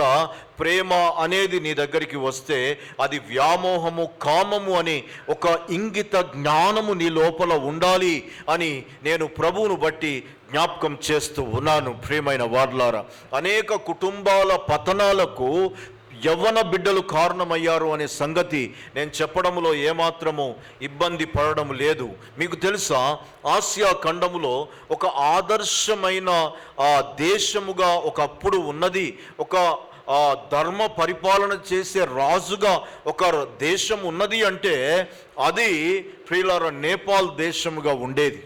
నేపాల్ దేశం కేవలం వారి కొడుకును బట్టి, కొడుకు యొక్క అవిధేయత, ఒక వ్యామోహము, ఇంకొకటి టోటల్ కుటుంబాన్ని నాశనం చేసింది, దేశాన్ని అతలాకుతలం చేసేసింది. ఆదర్శమైన దేశము హడలిపోయే దేశముగా మారిపోయింది. ఈ రాత్రికాల సమయంలో నేను ఇస్సాకు జీవితము నుండి ఈ మాట జ్ఞాపకం చేస్తూ ఉన్నాను. ఆయన తన తండ్రికి విధేయుడయ్యాడు, అందుకే అతడు విజయాలు సాధించాడు అని ప్రభువును బట్టి నేను తెలియజేస్తూ ఉన్నాను. రిబ్కా జీవితం నుండి కూడా 2 లేక 3 తలంపులు మీ ముందుకు తీసుకొచ్చి ఈ భార్యాభర్తల సంబంధాన్ని నేను వివరిస్తాను. పనిమంతురాలు, గుణవంతురాలుగా ఆవిడ ఉన్నది. ఏమి లేని ఇస్తరాకు ఎగిరెగిరి పడుతుందట. చాలా క్రైస్తవ కుటుంబాలు ఈ మాటను అర్థం చేసుకోవాలి. నేను చాలా కుటుంబాల్లో చూస్తూ ఉంటాను, ప్రియులారా, పిల్లలకు చిన్న పనులు కూడా నేర్పరు తల్లిదండ్రులు. ఒకసారి ఏదో మాటలో ఒకరు వారి కుటుంబ కలహాలను బట్టి నా దగ్గరికి వచ్చారు. వారు అంటారు, ఏంటి బ్రదర్, మా పాపను ఇంటర్లో కూడా మేమే తినిపించామండి, అలాంటిది కాలు కింద పెట్టకుండా పెంచామండి, అలాంటిది అక్కడ పాత్రలు కడుగుమన్నారట, కూరగాయలు కొయ్యమన్నారట. యూనో అది చాలా స్టేటస్గా ఫీల్ అవుతున్నారు. మీకు తెలుసా, రిబ్కా ఫ్యామిలీ ఆగర్భ శ్రీమంతుడు. ఆ దినాల్లో ఒక ఒంటె ఒక కారు లాంటిది అనుకుందాం. ఏమండి, 10 ఒంటెలు వచ్చాయండి. మదర్ ఫాదర్ పర్మిషన్ లేకుండా సింపుల్గా చెప్తుంది ఎలియాజర్ గారితోని, మా ఇంటికి రండి, మా ఇంట్లో పోర్టికో పెద్దగా ఉంది, మీ కార్లన్నీ పెట్టుకోవచ్చు, నో ప్రాబ్లం, మా ఇంట్లో మీకు హాస్పిటాలిటీ అంతా ఉందండి. ఆ తల్లిదండ్రులు ఆ బిడ్డను ఎంత మంచిగా పెంచారండి, ఎంత మంచి పనిమంతురాలండి. 10 ఒంటెలకు ఒక్కొక్క గ్యాలన్ తాగుతుంది ఒక ఒంటె. 10 ఒంటెలకు ఏమంటారు, ఆ బావిలో దిగి ముంచి ఏమన్నా బటన్ ప్రెస్ చేసి ట్యాప్ పట్టడమా, పైప్ పట్టడమా, దిగి తీసుకొచ్చింది. ఎవరు అంటే రెక్కాడితే డొక్కాడడం కాదు, ఆగర్భ శ్రీమంతుల పిల్ల. నేనేమంటానంటే పని అనేది మన కుటుంబాలకు ఆశీర్వాదం అండి. You know, Queen of Wales, Queen Elizabeth గురించి, ఆమె ఫ్యామిలీ గురించి నేను చదివినప్పుడు బ్రేక్ఫాస్ట్ ఆమెనే చేసి వాళ్ళ పిల్లలకు పెట్టేదట. పనివాళ్ళు ఉంటారు, నీ ప్రాస్పరిటీని బట్టి, నీ వెల్త్ స్థితిని బట్టి నీకు పని మనుషులు ఉండడం ఇదంతా తప్పు అని నేను అనడం లేదు. ఉండాలి, ఉండవచ్చు, ఎవరి వసతిని బట్టి వాళ్ళు. కానీ పని నేర్చుకోవడం అనేది, పని నేర్పించడం అనేది అది మానవీయం. ప్రియమైన వారులారా, నేను జ్ఞాపకం చేస్తూ ఉన్నాను. నేను నా పిల్లలు 7th క్లాస్ వచ్చేసరికి, 7th లోపే నేను అనుకుంటాను, ఫస్ట్ టాయిలెట్స్ కడగడం నేను నేర్పించాను. నేను టాయిలెట్స్ కడగడంలో ఫస్ట్ క్లాస్ మార్క్స్ నాకు. దెన్ నా చిల్డ్రన్కి నేర్పించాను. మీ టాయిలెట్స్ ఎట్లుంటాయో చెప్పండి, మీరు ఎంత శుభ్రమైన వాటిలో నేను చెప్తాను అనేది ఒక పెద్ద ఆయన చెప్పిన మాట. మనం చాలా శుభ్రంగా ఉంటాం, బట్ వాటి దగ్గర నుంచి మన శుభ్రత ప్రారంభమవుతుంది. తర్వాత మా బాబుకు పాపకి ఇద్దరికి ఇల్లు ఊడవడం నేర్పించాం, మేము పాత్రలు కడగడం నేర్పించాం. ఫస్ట్ మా బాబుకు వంట చేయడం నేర్పించాం, తర్వాత మా పాపకు మగపిల్లల బట్టలు ఇస్త్రీ చేయడం, టై కట్టడం, కోట్ వేయడం, షూ పాలిష్, తన భర్తకు అన్ని విధాలుగా సహకారంగా ఉండాలి. అట్ ద సేమ్ టైం తన భార్యకు, నా కొడుకు అన్ని విధాలుగా సహకారంగా ఉండాలి. ఆడపిల్లలకు కావలసినవి అన్నీ మా బాబుతో నేను చేయించేవాడిని. నేను అమ్మగారికి చేస్తాను అన్నీ, అండ్ పిల్లలకు కూడా నేను అలా నేర్పిస్తాను. నా వైఫ్ షూ క్లీన్ చేయడం, ఇట్స్ మై ప్రివిలేజ్. ఆమె ఎప్పుడు నాకు అన్ని రెడీ చేస్తుంది. ఎప్పుడైనా నేను నా భార్య షూ క్లీన్ చేసి పెడితే that is also a blessing to me. It's a privilege. నేను ఇంట్లో ఉంటే మీరు నమ్ముతారా, పిల్లలకు, అమ్మగారికి నేను వంట చేసి పెడతాను. అసలు ఉండడం అనేది ఇట్ ఈస్ వెరీ డిఫికల్ట్. అంటే నేనేం జ్ఞాపకం చేస్తున్నానంటే ఇది కుటుంబం. ఇక్కడ రిబ్కాను ఒక మాటలో చెప్పాలంటే పనిమంతురాలు అండ్ గుణవంతురాలు, భూత దయ కలిగినది. ఇలాంటి శ్రేష్టమైన ఇద్దరిని దేవుడు కలుపుతూ ఉన్నాడు. ప్రియమైన వారులారా, మనం చదువుకున్న లేఖనములో పెండ్లి అయింది, చాలా హ్యాపీగా ఉన్నారు, కానీ పిల్లలు లేరు. ప్రియులారా, పిల్లలు లేనప్పుడు ఎంత మంది దగ్గర నుండి ఎన్ని మాటలు ఉంటాయో. ఈ అత్త మామలు అనే వాళ్ళు ఉంటారు, చాలా అమర్యాదగా మాట్లాడుతూ ఉంటారు. ప్రియులారా, ఇంకొకరు అమర్యాదగా మాట్లాడుతూ ఉంటారు. వీరి కుమారుడైన యాకోబు భార్య ఇట్లనే అలిగింది భర్త మీద, నాకు పిల్లల్ని ఇస్తావా చావన్నా అని. ఏమన్నాడు తెలుసా? నీకు పిల్లలు ఇవ్వడానికి బదులుగా, దేవునికి బదులుగా నేనేమైనా ఉన్నానా? సంతానం ఎవరిస్తారండి? 127 సామ్స్ ఎన్నిసార్లు చదివాం మనం? ఫిర్బీ ఈ పిల్ల లోపల ఏదో లోపం ఉన్నది, అందుకే ఈమెకు పిల్లలు పుడతలేరు, ఆయన లోపల ఏదో ఉన్నది. ఎన్నిసార్లు మనుషులుగా వాండ్లను మనం అవమానపరుస్తూ ఉన్నాం. సంతానం ఎవరు? సంతాన ప్రాప్తిరస్తు అనే ఆ దీవెన ఎవరిస్తారు? తన ప్రియులు నిద్రించుచుండగా ఆయన వారికి ఇస్తున్నాడు. ఇక్కడ వీండ్లను పట్టుకొని ఎందుకు పీడించడం? పీడించే పెద్దవాండ్లు ఉంటే దయచేసి నేను 2 చేతులు జోడించి మనవి చేస్తూ ఉన్నాను. ఆ రీతిగా దయచేసి మరి ఆ సంతానం లేని వారిని అవమానించకూడదు అని నేను ప్రభువును బట్టి తెలియజేస్తూ ఉన్నాను ప్రియులారా, తెలియజేస్తూ ఉన్నాను. ఇక్కడ జాగ్రత్తగా మనం గమనించినట్లయితే ప్రియులారా, వారికి సంతానం లేరు. సంతానం లేనప్పుడు ఆయన భార్యను ఏమనడం లేదు. ఆ భార్య గురించి యెహోవాకు ప్రార్థన చేస్తూ ఉన్నాడు. ఎంత గొప్ప సంగతి! ఎల్కానా బైబిల్లో ఉన్నాడు కదా, మన తల్లి అయిన హన్నా సంతానం లేకుండా ఉన్నది. దేవుడు ఇంకా తెరవలేదు, ఆమె టైం ఆమెకున్నది. 28 రోమా పత్రిక అంటుంది, తను ప్రేమించు వారికి, తన సంకల్పం చొప్పున జీవించు వారికి సమస్తము మేలు కొరకు సమకూడి జరుగుతూ ఉన్నది. నేనంటాను, ఆకలి కాకుండా భోజనం పెడితే ఎలా ఉంటుందండి? ఏమండి, బాగా ఎండ ఉన్నప్పుడు కాశ్మీర్ బ్లాంకెట్ తీసుకొచ్చి కప్పితే ఎలా ఉంటుంది?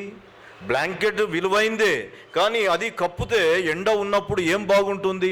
కానీ చలి పెట్టేటప్పుడు చిన్న బెడ్షీట్ అయినా కానీ ఎంతో కంఫర్ట్గా ఉంటుంది. ఆకలి అయినప్పుడు ఏమండి, సాంబారుతో భోజనం అయినా కానీ సమృద్ధిగా ఉంటుంది. నేనేం చెప్తాను అంటే, హైదరాబాదీ కొట్టే సామెత ఏముంటుంది? సబర్ కా ఫల్ మీఠా హోతా హై.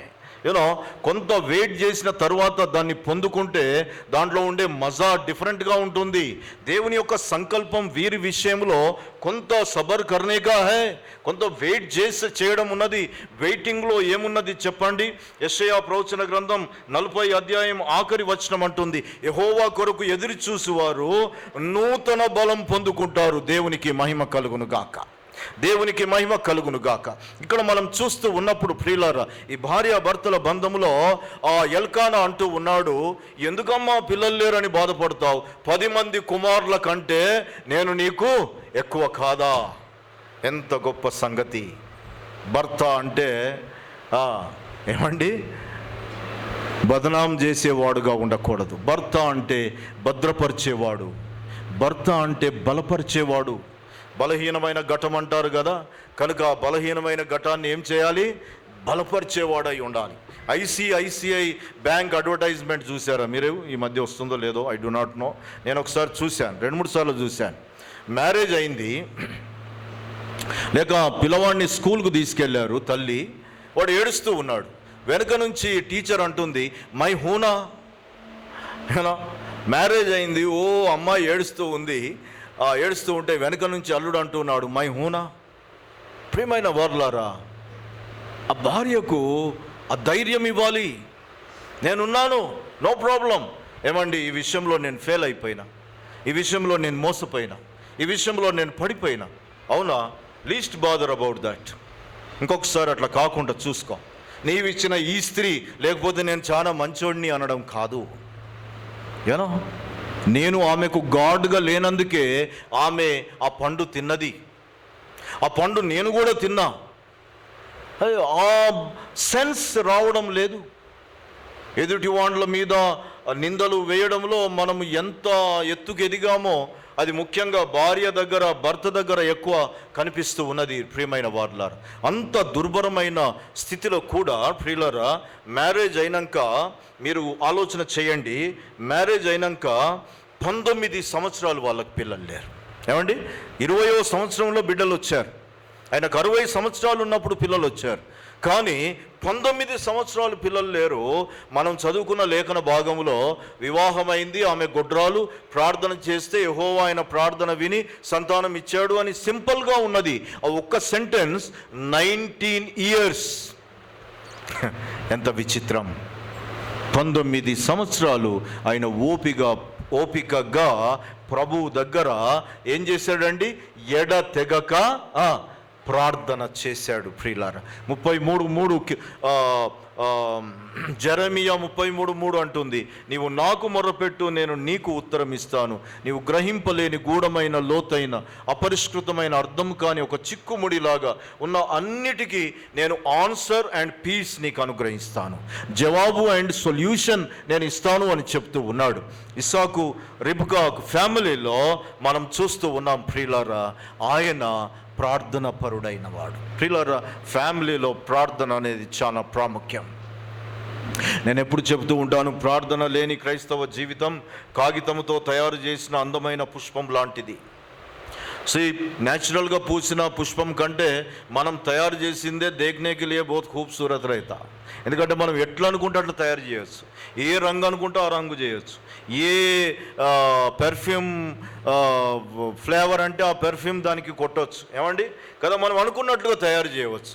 కానీ మీరు ఆలోచన చేయండి, బయట మంచు పడుతూ ఉన్నప్పుడు ఈ కాగితంతో తయారు చేసిన పువ్వును బయట పెట్టండి, వాస్తవంగా పూసిన పువ్వును బయట పెట్టండి, ఉదయం వరకు ఏం జరుగుతుంది? వాస్తవంగా పూసిన పుష్పం ఇంకా వికసించి గుబాలిస్తుంది ప్రియులారా. కానీ మీరు చూడండి, కాగితంతో తయారు చేసిన పువ్వు ఏదైతుందో ఆ మంచుకు తడిసి ఏమవుతుంది? అది ఏమవుతుంది? Shapeless and hopeless. షేప్లెస్. మళ్ళీ తిరిగి అది ఎన్నడూ ఆ షేప్కు తీసుకురాలేం మనం కదండి. అది మొత్తం షేప్లెస్. ఆ గమ్ లేకపోతే ఫెవిక్విక్ వాట్ ఎవర్, ఆ గమ్ ఏదైతే ఉందో అదంతా కాక్టైల్ అయిపోతుంది. మంచు దానికి దానిలోంచి ఒక దుర్వాసన వచ్చేస్తుంది. ప్రార్థన లేని క్రైస్తవ జీవితం కాగితంతో చేసిన పుష్పం లాంటిది. ప్రార్థన సహితమైన క్రైస్తవ కుటుంబ జీవితం వాస్తవంగా పూసిన పుష్పం లాంటిది. ఈ మంచు చీకటి అనేది శ్రమలు, శోధనలు, సమస్యలు, మన ముందుకు వచ్చే సవాళ్ళ లాంటివి. వాటన్నిటిలో ఈ ప్రార్థన ఉన్నప్పుడు ప్రియులారా, మనము ఆధ్యాత్మికంగా ఇంకా వికసించి ఫలించి గుబాలించే వాండ్లముగా ఉంటాము అని, సాక్ష్యములో గుబాలించే వాండ్లముగా ఉంటాము అని ప్రభువును బట్టి నేను జ్ఞాపకం చేస్తూ ఉన్నాను. తరువాత క్రింది భాగంలో మనం 25 అధ్యాయం ఆది కాండములో మనం చూసినప్పుడు ఆమె గర్భములో ఏమండి, ఆమె గర్భవతి అయింది. ఆమె గర్భములో ఏమైంది? ఇప్పుడు ఒక సమస్య. ఈ సమస్య వచ్చినప్పుడు ప్రియులారా, ఈమె కూడా ఇలాగైతే నేను బ్రతకడం ఎందుకని, నేను చస్తాను అనుకోలేదు ప్రియులారా. మనకు కొంచెం సమస్య వస్తే చావు అనే మాట మనం ఉచ్చరించడంలో మనకు ఎంతో ఆనందం, ఏమండి. కొంచెం వ్యత్యాసం వస్తే చావు. నారాయణ కాలేజ్, ఇంకేం కాలేజ్ ఇప్పుడు famous college, Sri Chaitanya college. పిల్లలకి ఏమన్నా తేడా వచ్చిందంటే ఆ 5th ఫ్లోర్ నుండి భూమి ఎంత హైట్, ఎన్ని మీటర్లు ఉన్నదో వీళ్ళు చెప్పడానికి బాగా ఇష్టపడుతున్నారు స్టూడెంట్స్. అది మెట్ల అక్కడి నుంచి ఒక తాడు వేస్తే, ఒక దారం వేస్తే మొత్తం కింది వరకు ఎంత ఉందో కొలిసి చెప్పొచ్చు. దానికోసం నీవు అక్కడి నుంచి దూకాల్సిన పని ఏం లేదు. Very sad, very sad. కొంచెం సమస్య వచ్చింది, ఫ్యాన్కు మనం బరువు చూద్దాం. బరువు చూడాలి అంటే 2 రూపీస్ వేస్తే అక్కడ బరువు ప్లస్ నీకు ఒక శుభ లక్కీ ఏదో కొటేషన్ కూడా వస్తుంది. నువ్వు ముట్టింది ముత్యమైద్ది, పట్టింది బంగారం అయింది, ఏదో చెప్తుంది. అది సరదాగా ఎంజాయ్ చేయొచ్చు చూసి. అంగన్వాడీ టీచర్ దగ్గరికి పోతే కూడా బరువు చూసుకోవచ్చండి. దానికోసం ఓ ఫ్యాన్ ఖరాబ్ చేయకండి. దేవుడు బ్రతుకుమన్నంత కాలం చావాలని కోరుకోకూడదు, చాలు వచ్చేయి అంటే బ్రతకాలని కోరుకోకూడదు. ఎవరో ఒక సిస్టర్ వాళ్ళ పాప వాళ్ళ బాబా వాళ్ళు పాడారు, దినములను లెక్క పెట్టడం. మంచి అర్థవంతమైన పాట అది. మనల్ని ఆలోచింపజేసే పాట. మనం ఆలోచించాలి. దేవుడు నిన్ను పుట్టించింది ఈ సమస్య బేస్డ్గా చావాలి అని కోరుకోవడానికి కాదు ప్రియులారా, సాధించాలి దాన్ని. నీలో ఉన్నవాడు లోకములో ఉన్నవాని కంటే బలవంతుడు గొప్పవాడు. ఒక 10 లక్షలు అప్పు ఉన్నదని దాని బేస్డ్గా నువ్వేం అవసరం లేదు చావాల్సింది. నీ ద్వారా దేవుని యొక్క ప్రణాళిక చాలా గొప్పగా ఉన్నది. నీ ద్వారా దేవుడు గొప్ప ఉద్దేశాలు కలిగి ఉన్నాడు. 29 అధ్యాయం ఇర్మియా గ్రంథం 11 వచనం ఈ రీతిగా చెప్తూ ఉన్నది. 29 అధ్యాయం 11, నేను మిమ్మును గురించి ఉద్దేశించిన సంగతులు నేను ఎరుగుదును, రాబోవు దినముల్లో మీకు నిరీక్షణ కలుగునట్లు సమాధానకరమైన ఉద్దేశములే కానీ హానికరమైనవి కాదు, ఇది యెహోవా వాక్కు. హల్లెలూయా, హల్లెలూయా. ఈ రాత్రికాల సమయంలో నీ గురించి దేవుడు గొప్ప ప్రణాళికలు చేస్తూ ఉన్నాడు. ప్రస్తుతం ఏమున్నదో, నిన్న ఏమున్నదో, ఇదే నీ యొక్క భవిష్యత్తు కాదు. నీ పరిస్థితులు తారుమారు అయినప్పుడు ప్రభు వైపు చూడు. 34 కీర్తన 5 వచనం అంటూ ఉన్నది, వారు ఆయన వైపు చూడగా వారికి వెలుగు కలిగెను, వారి ముఖములెన్నడూ లజ్జింపకపోయెను, దేవునికి మహిమ కలుగును గాక. 3 కీర్తన చెబుతూ ఉన్నది 2-3 వచనాల్లోనికి. నాకే ఆ మాట చదవండి, అన్ని నోటికి చెప్తే కూడా బాగుండదు, ఒకటన్నా చదువుదాం. ఆయన నా అతిశయాస్పదము. 3 చరణం, యెహోవా నీవే నాకు కేడముగాను, నీవే నాకు అతిశయాస్పదముగాను, నా తల ఎత్తువాడవుగాను, దేవునికి మహిమ కలుగును గాక. మన దేవుడు మనల్ని తల ఎత్తుకునేటట్లు చేస్తాడు, మన తల దించుకునేటట్లు చేయడు.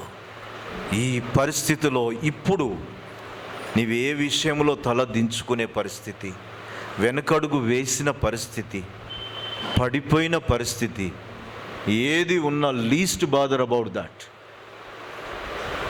రోగి యొక్క రోగాన్ని తీసివేసి వాళ్ళను ఆరోగ్యవంతుని చేసేవాడే డాక్టర్. పాపి యొక్క పాపాన్ని తీసివేసి వాడిని పునీతుని చేసేవాడే దేవుడు. దుష్ట శిక్షణ శిష్ట రక్షణ కాదు, దుష్టుని యొక్క దుష్టత్వాన్ని తీసివేసి వాడిని శిష్టుని చేసేవాడే దేవుడు. ఆయనే మన ప్రభు వారై ఉన్నారు.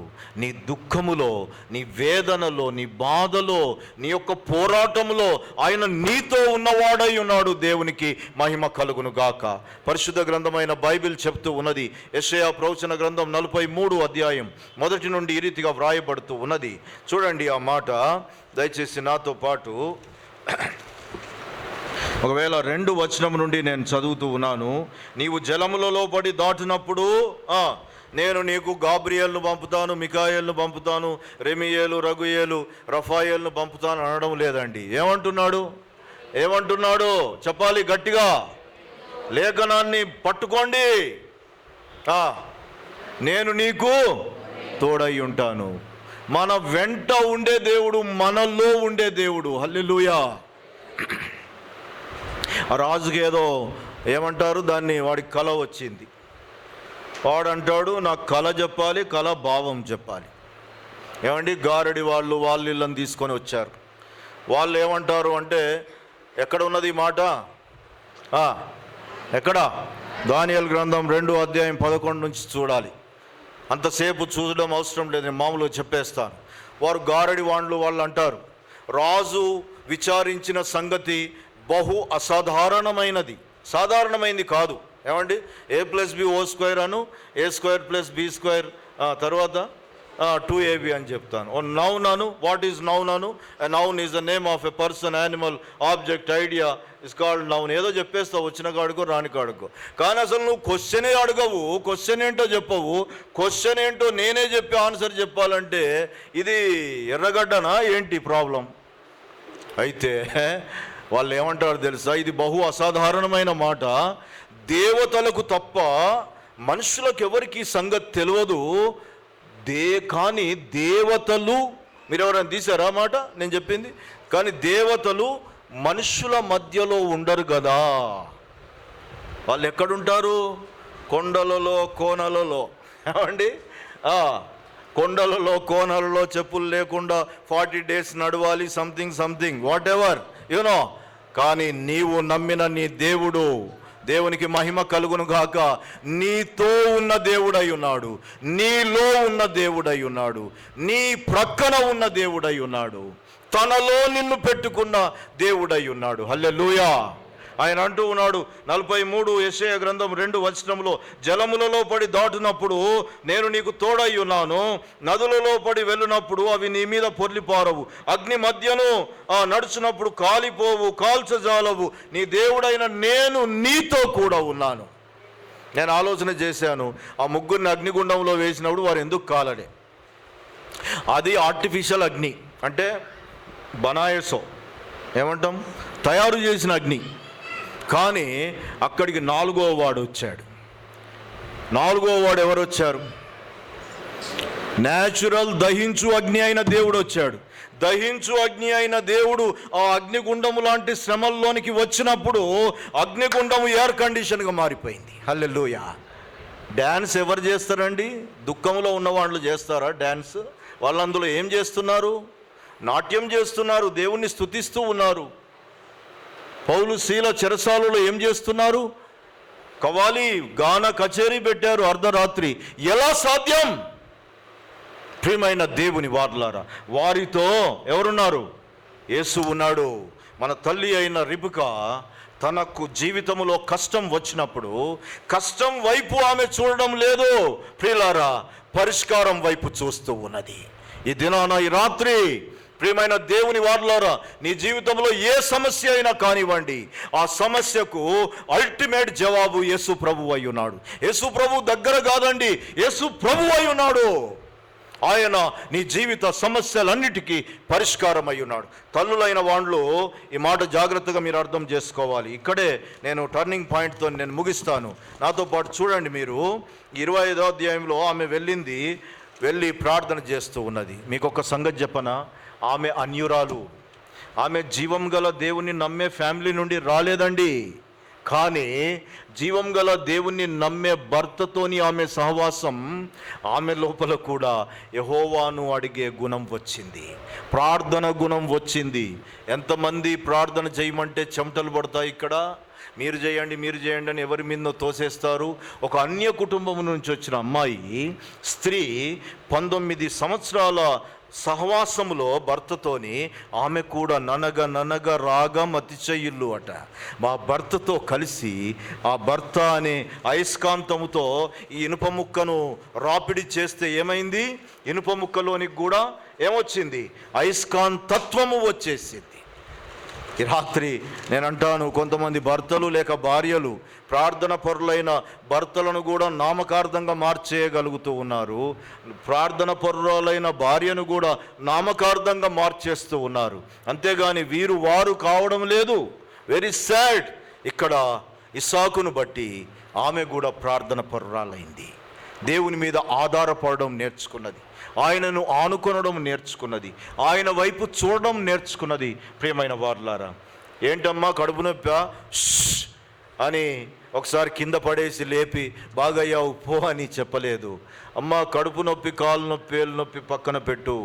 లైఫ్లో చాలాసార్లు వస్తుంది కడుపు నొప్పి, లైఫ్లో చాలాసార్లు వస్తుంది బ్యాక్ పెయిన్, తలనొప్పి, జ్వరం, ఇంకొకటి అంటే నేను ఊదాను, నువ్వు కింద పడ్డావు, లేచావు. Non sense. దానికి అతీతమైంది ఒకటి ఉన్నది. నీకు నేను చెప్పాలి, నీకు దర్శనము చూపెడతా. ఏమంటున్నాడు? దర్శనం చూపెడతా. ఏంటి దర్శనం అంటే? ఏంటి? దర్శనం అంటే ముగింపును, విజయవంతమైన ముగింపును ప్రారంభము నుండి చూడగలగడం. విజన్ అంటే ఏంటి? Seeing end from the beginning. ఆ ముగింపును ప్రారంభము నుండి చూడగలగాలి. ఇదే ఇస్సాకు. మీరు చూడండి, హెబ్రీ పత్రికలోనికి మనం వద్దాం.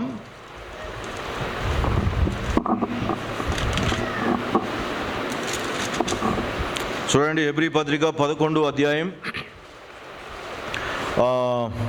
20వ వచనం. విశ్వాసమును బట్టి ఇస్సాకు జరిగిన సంగతుల విషయమై, తీసిన వాళ్ళు చెప్పాలి, కరెక్ట్ చదువుతున్నాను నేను. ఏమండి, నేను మళ్ళీ చదువుతాను, మీరు వినండి. విశ్వాసమును బట్టి ఇస్సాకు జరిగిన సంగతుల విషయమై యాకోబును ఏశావును ఆశీర్వదించాను. కరెక్టేనా? బోలో క్యా హై? ఫ్యూచర్ టెన్స్, జరగబోయే దాన్ని బట్టి ఇప్పుడు ఆశీర్వదిస్తూ ఉన్నాడు, జరగబోయే దాన్ని చూస్తూ ఉన్నాడు. ఎంత గొప్ప సంగతి! అదే విశ్వాసం అంటూ ఉన్నాడు. విశ్వాసం అనున్నది నిరీక్షింపబడుచున్న వాటి యొక్క నిజ స్వరూపమును అదృశ్యమైనవి ఉన్నవనుటకు రుజువై ఉన్నవి. ప్రియులారా, మన పిల్లల విషయం మనం దర్శనం కలిగి ఉండాలి. ఎస్, దర్శనం కలిగి ఉండాలి. ఉన్నదా? మనకున్నదా? మానోహ దంపతులకు తమ కుమారుని గురించి దర్శనం ఉన్నది. మరియమ్మకు తన కొడుకు విషయమై దర్శనం ఉన్నది. వృద్ధురాలైన మన ప్రియ తల్లి ఎలిజబెత్ అమ్మకు తన సంతానం విషయమై దర్శనం ఉన్నది. మన బిడ్డల గురించి మనకు దర్శనం ఉండాలి. ఎవడు వేస్ట్ ఫెలో అండి? ఎన్నిసార్లు వెధవాన్ని తిట్టుంటావు నీ కొడుకును? జీవము మరణము నాలుక వశంలో ఉంది. మనమే వేస్ట్ ఫెలో అన్న తర్వాత దేవుడు కూడా వాడిని టేస్ట్ ఫెలోగా మార్చలేడు. నీ పిల్లల విషయం పాజిటివ్ థింకింగ్ ఉండాలి. నీకు పాజిటివ్ థింకింగ్. నాకు కొడుకే లేడు, నేను గొడ్రాలను, నాకు కొడుకు పుట్టాలి, వాడిని నేను దేవుని సేవకి ఇవ్వాలి. ఎంత గొప్ప సంగతి అండి! తల్లి అయిన హన్నా యొక్క ఆశ.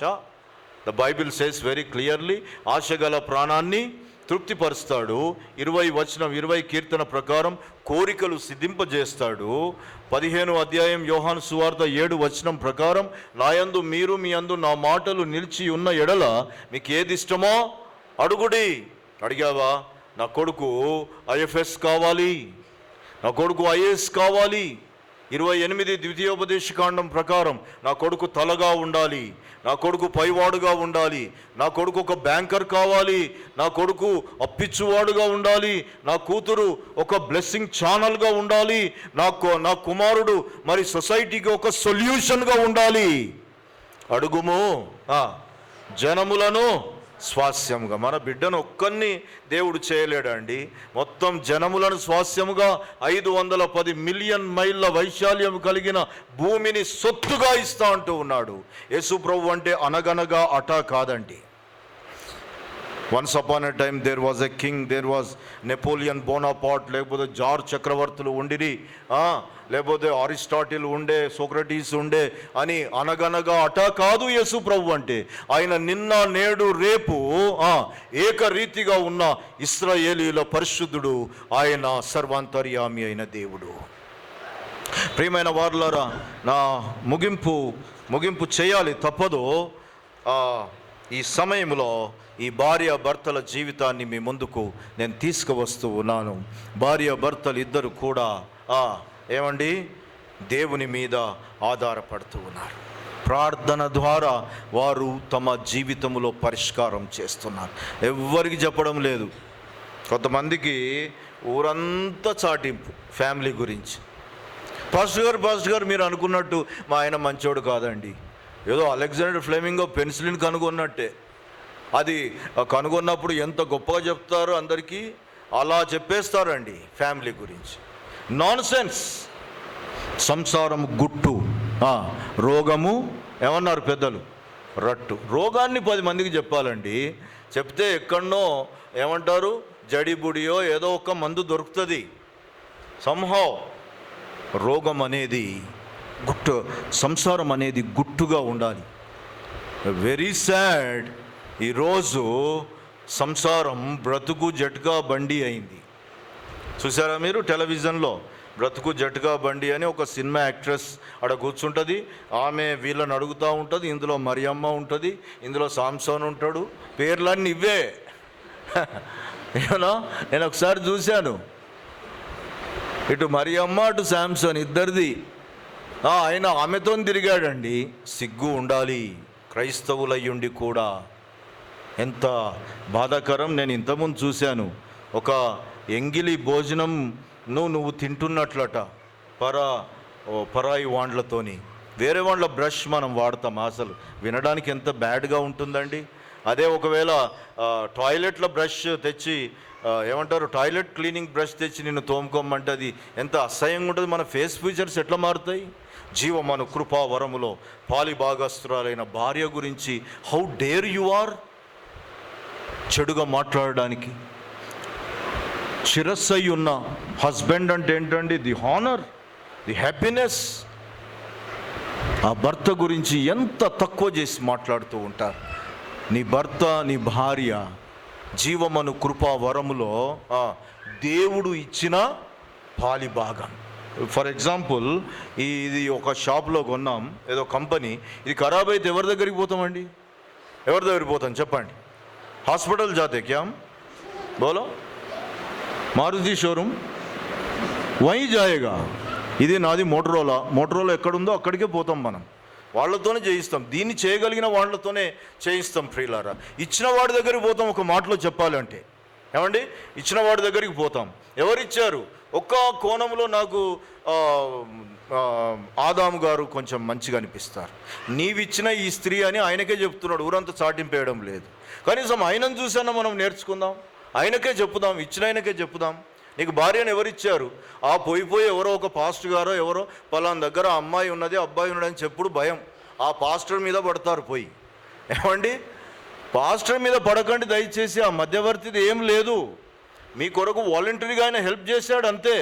ఆయన మీద పడి ఏడుస్తారేంటి? Marriages are made in marriage bureau కాదు, ఎక్కడ? పరలోకములో అయ్యాయి. కనుక పరలోకము ఆయన దగ్గరికి పోవాలి ఈ భార్య గురించి. నా ముగింపులో మనకు ఈ ఒక మంచి భార్య భర్త మన ముందుకు తీసుకురాబడ్డది. వారు దర్శనాన్ని చూస్తూ ఉన్నారు. ఏం చూపెట్టాడండి? ఆ మాట చదవండి. ఇదే కదా మన ముగింపు. చదవండి దయచేసి. ప్రభు ఏం చెప్పాడు? 23:25 చదువుతాను.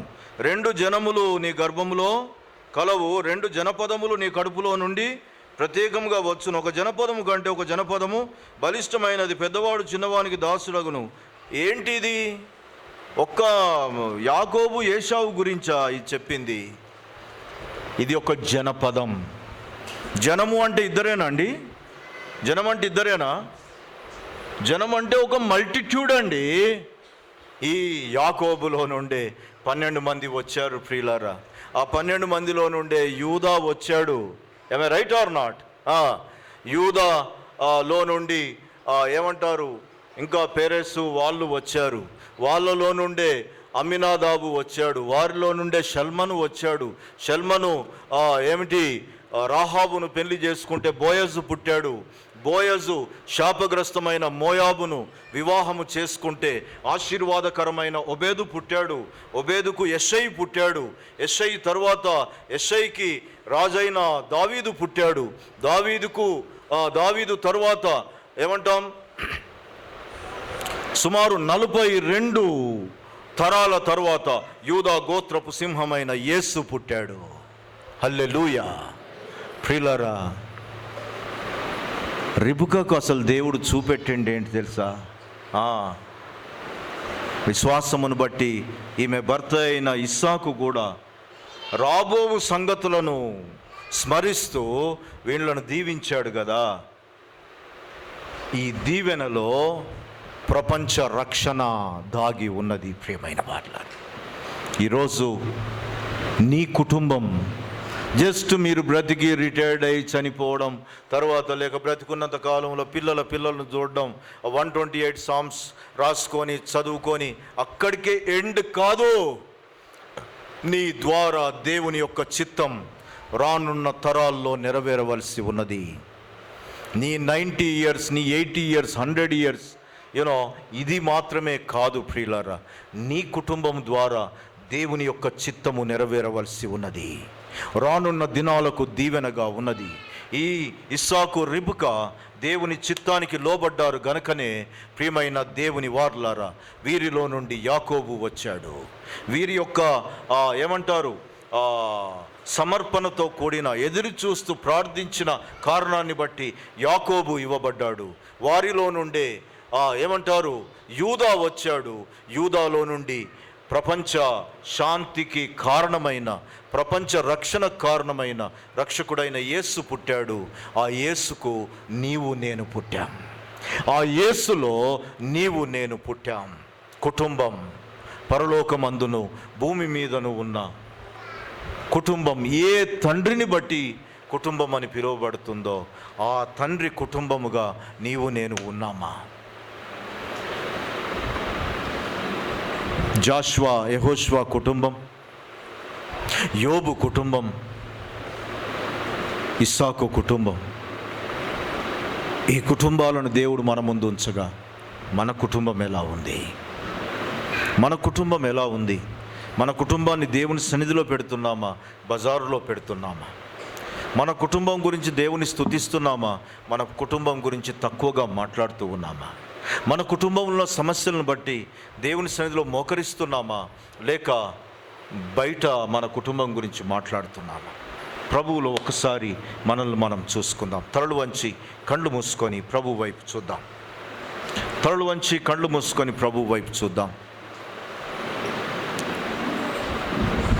దేవుని యొక్క శాశ్వత కాల సంకల్పములో పరిశుద్ధ కుటుంబం దేవుడు ప్రణాళిక చేశాడు. ఈ కుటుంబం ద్వారానే తన యొక్క ప్రణాళికలన్నీ, తన యొక్క చిత్తమంతా మానవాళికి తెలియజేస్తూ ఉన్నాడు. యెహోవా వీరి కొరకు గొప్ప కార్యములు చేశానని అన్యజనులు చెప్పుకుంటూ ఉన్నారు. మన కుటుంబాన్ని, మన జీవితాన్ని, మన సంసారాన్ని, మన దాంపత్యాన్ని, మన సామాజిక జీవితాన్ని ఈ లోకం చూస్తున్నప్పుడు యెహోవాను హైలైట్ చేయాలి. యెహోవా హైలైట్ కావాలి. యెహోవా హెచ్చింపబడాలి. యెహోవా నామం గణపరచబడాలి. ఈరోజు ప్రభువు మాట్లాడిన ప్రతి మాటను బట్టి వాక్యపు వెలుగులో భార్యాభర్తలుగా ఒకవేళ ప్రక్కన కూర్చొని ఉంటే భార్యాభర్తలు మీ రెండు చేతులు ఒకరి చేయి ఒకరు పట్టుకోండి. ప్రభు సన్నిధిలో ఒకరి చేయి ఒకరు భార్యాభర్తలు పట్టుకోండి. ప్రభు సన్నిధిలో, లార్డ్ ఐఎమ్ వెరీ సారీ, నీవు జీవం అనే కృపావరంలో నాకు హానర్గా ఇచ్చిన భర్త బట్టి, భార్యను బట్టి నేను స్తుతిస్తున్నాను నాయన. నా తల్లిదండ్రులను బట్టి నేను స్తుతిస్తున్నాను. నా బిడ్డలను బట్టి నేను స్తుతిస్తున్నాను. ఒక ప్రత్యేకమైన ఉద్దేశంతో నాయన నీవు నాకు ఈ బిడ్డలను ఇచ్చావు నాయన. గర్భఫలముగా బహుమానముగా నీవు ఇచ్చావు. బలవంతుని చేతిలోని బాణముగా నాకు ఈ సంతానాన్ని ఇచ్చావు. మేలుగా ఈ భార్యని ఇచ్చావు నాయన. నా భద్రత కొరకై ఈ భర్తనిచ్చావు. I'm very sorry my lord. Many times నా భర్త గురించి నేను నెగిటివ్గా థింక్ చేశాను, నెగిటివ్గా ఆలోచన చేశాను. I'm very very sorry my lord. ఈరోజు నుండి నీ ద్వారా నా భర్తను చూడడానికి నాకు నేర్పించు. ఈరోజు నుండి నీ ద్వారా నా భార్యను చూడడానికి నన్ను నేర్పించు. నీ ద్వారా నీవిచ్చిన సంతానాన్ని, నీ ద్వారా నీవు నాకు ఇచ్చిన తల్లిదండ్రులను చూసే కృపనివ్వు.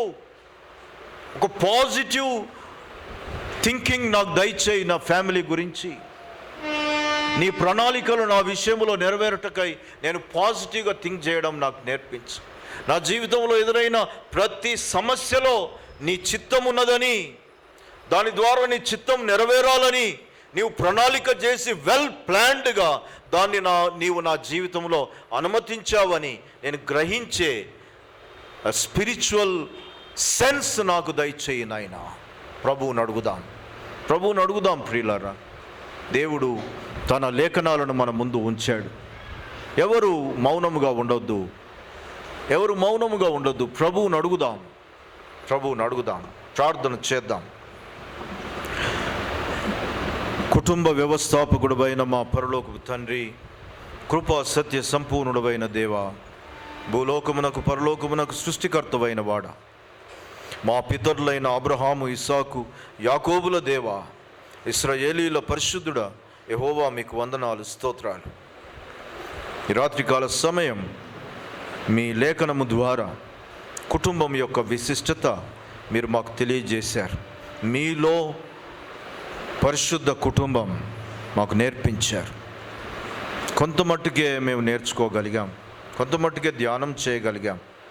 ధ్యానించిన మాటలన్నీ నాయన మా మేలు కొరకై, బలహీనముగా ఉన్న కుటుంబాలు బలపడుట కొరకై, పడిపోయిన కుటుంబాలు నిలబడుట కొరకై, విడిపోయిన కుటుంబాలు కలవడం కొరకై, శోధనలో ఉన్న కుటుంబాలు జయించుట కొరకై, సమస్యల్లో ఉన్న కుటుంబాలు నాయన వాటిని అధిగమించుట కొరకై, దుఃఖములో ఉన్న కుటుంబాలకు సంతోషముగా, ఓడిపోయిన కుటుంబాలకు జయమునిచ్చేవిగా మీ కృపను అనుగ్రహించండి. ఇంకా సంతానం లేని వాళ్ళు ఎవరైనా ఉంటే యేసు ప్రభు నామంలో సంతాన ప్రాప్తిరస్తు అని మేము దీవిస్తూ, కుటుంబములుగా రక్షింపబడిన కుటుంబమై ఉన్న ఈ సంఘమును మీ కృపకు అప్పచెప్తూ, మరి ఒకసారి సంఘం అంతటిని దీవిస్తూ, యేసు ప్రభు నామములో దీర్ఘాయుష్మంతులుగా సుఖ సంతోషములతో శాంతితో దేవుడవైన నీకు మహిమగా ఉందురుగాక అని ప్రతి కుటుంబాన్ని సంఘమును ఆశీర్వదిస్తూ, స్తుతియు ఘనత మహిమ ప్రభావం మీకు ఆరోపించి యేసు నామములో దీవించి మీ చేతులకు అప్పగించి ప్రార్థిస్తున్నాము తండ్రి. ఆమేన్, ఆమేన్, ఆమేన్.